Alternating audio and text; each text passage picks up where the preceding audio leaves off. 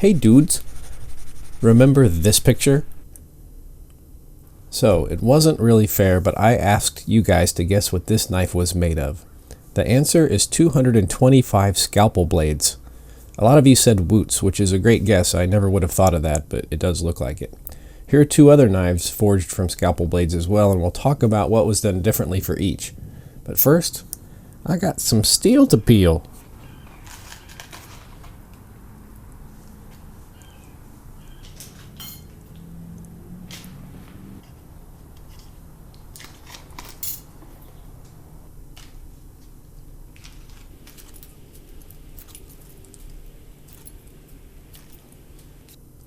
For each knife, we must construct an open-sided canister.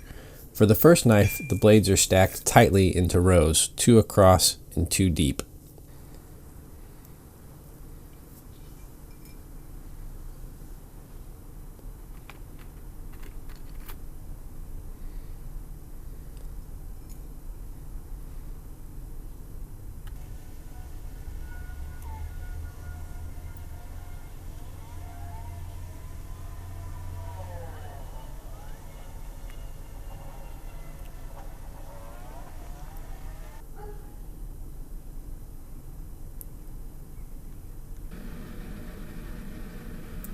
Then we'll cover it up with 1084 powdered steel to close the gaps.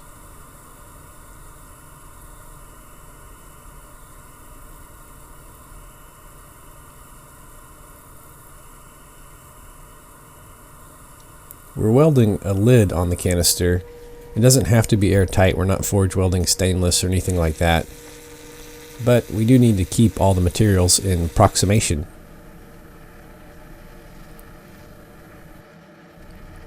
After the canister is brought to forge welding temperatures, the scalpel blades are smashed together by my award-winning biceps.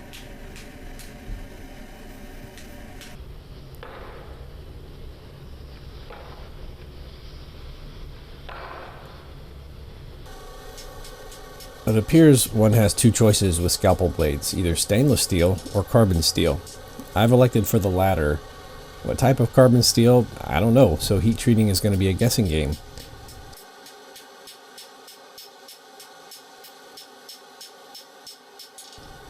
Based on how it performs while forging and heat treating, I think it's something like 52100, but I don't, I wouldn't be sure, and I couldn't, I didn't have any luck looking it up on the internet, so.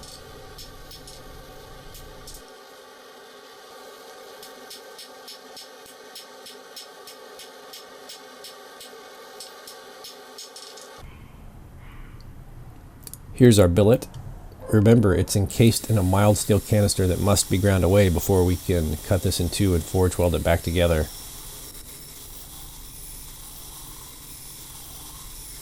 We can etch our piece in ferric chloride and see how much mild steel canister remains. The mild steel is light in color, and our carbon steel for our knife is dark. So the light areas have to be ground away.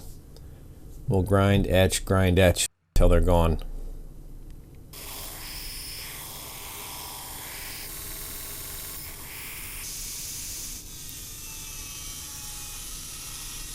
Once the mild steel canister is removed, we cut our billet into two and tack weld it together again, put a handle on it, and it goes back into the forge.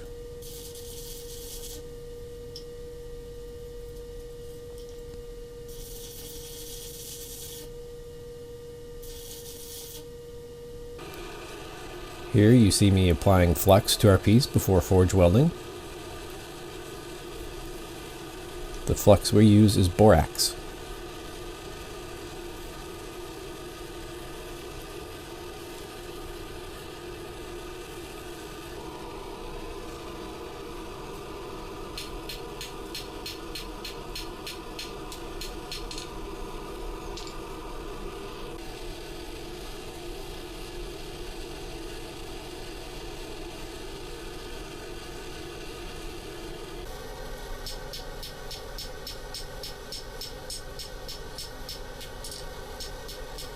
I've said it before, but you know you have a pretty decent forge weld if you can hammer on it 90 degrees to the plane of the weld and it stays together.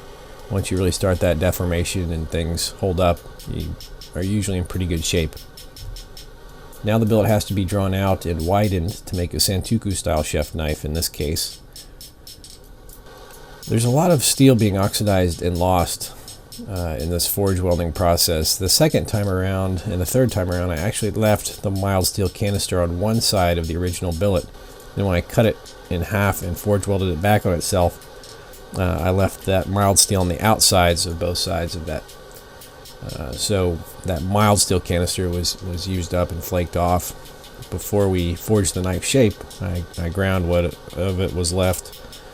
And that way I preserved a little more steel. At least I think I did.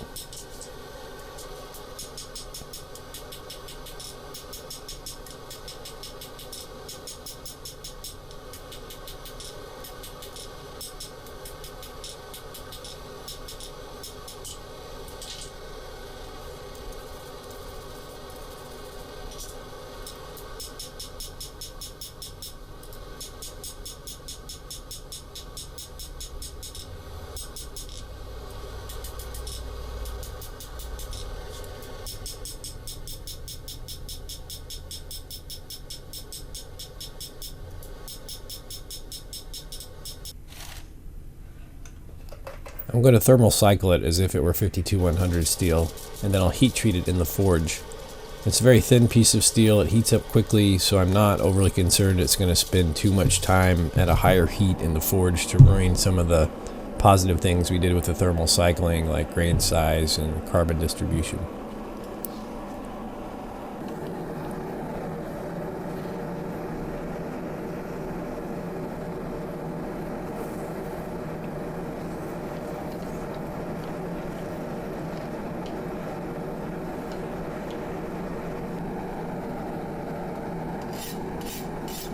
It skates a file, so that's pretty good. Next, I've tempered it twice at 425 degrees, and then we'll finish putting a profile on it. Grind the sides and clean those up, and grind in the bevels, the final bevels.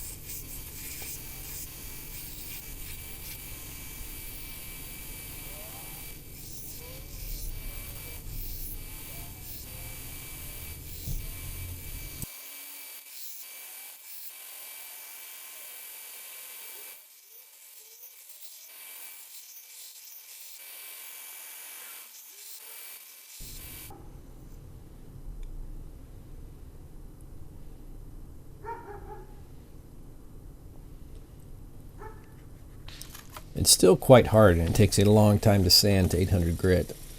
I think on the next couple knives I tempered them at a higher temperature, 475.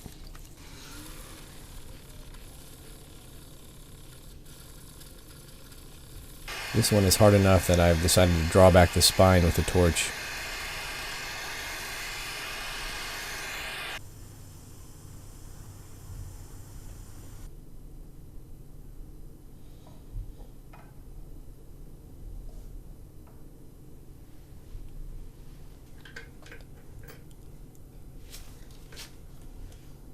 We'll get this thing etched and then neutralized, polished up, and start on our handle. I'm going to use a sandwiching technique. I don't remember what type of wood that is. It was laying around the shop and it looked nice. It didn't have a label on it, so no recollection. This is similar to a mortise tang or mortise handle. I guess perhaps that is the right term for it. I don't know.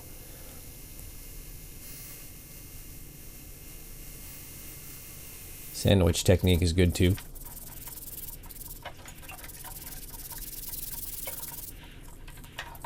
Basically, we'll cut out the shape of the tang in this piece of wood, then put it between two perfectly flat pieces of G10. And since this is sanded perfectly flat, everything's going to be snug and tight and a nice fit.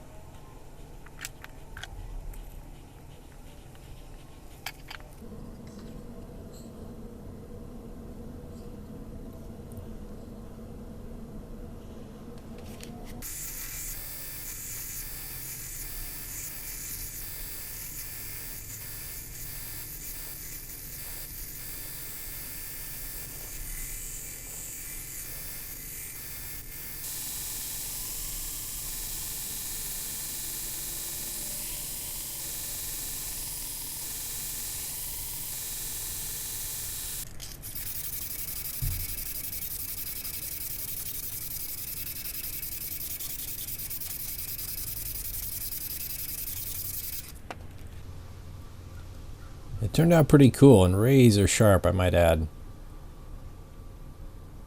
It wasn't quite the pattern I was expecting, which is why I went on to make 2 other knives to see if I can modify that pattern a little bit. Unfortunately, a surface crack appeared in this one while I was sharpening it, of all times. Which is why I tempered the others at a higher temperature. So the crack ground out just fine. It was very shallow, but when I went to re-etch it and tried to sand it with a handle on it, things just didn't look right, so that did not go out to the customer.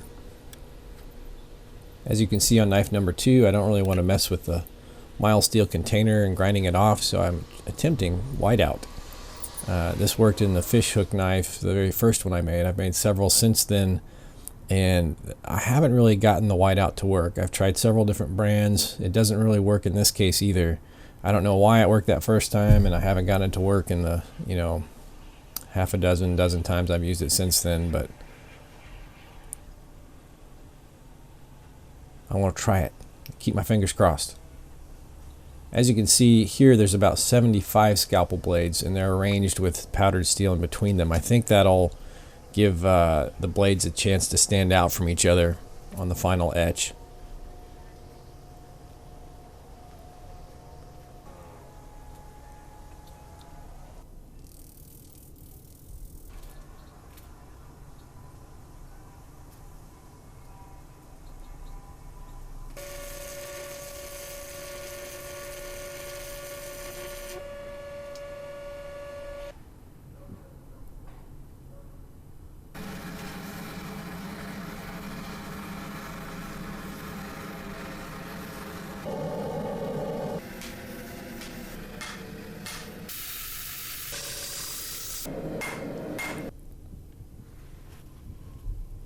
Yeah, it turned out pretty cool.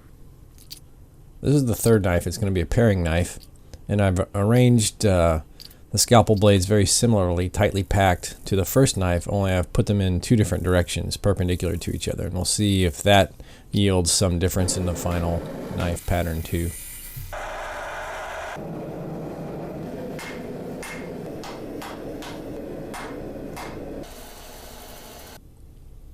Yeah, it looks a lot like the first one.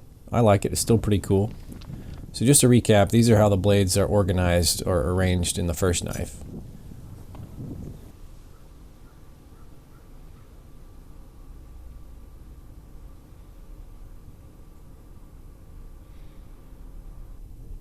These are how they're arranged in the second knife, only they're spread out. There's not as many of them, and there's powdered steel in between them. But that's their orientation. This knife turned out pretty cool. I really like that pattern. There's a very tight fit on the guard, which is a good thing for me. I like the forged finish too. Also new for me is I threaded a pommel nut and put a entirely through tang, threaded tang on there, which turned out really nice.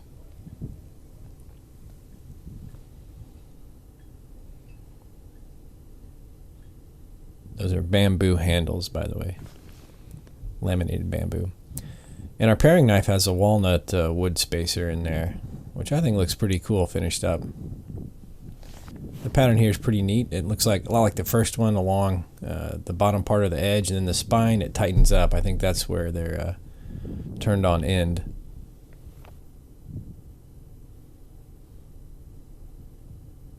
This one had about 275 scalpel blades in it. This one's my favorite if I had to pick one. I like it, and I learned a lot doing this one too. Thanks guys for watching. It was fun. Have a good one.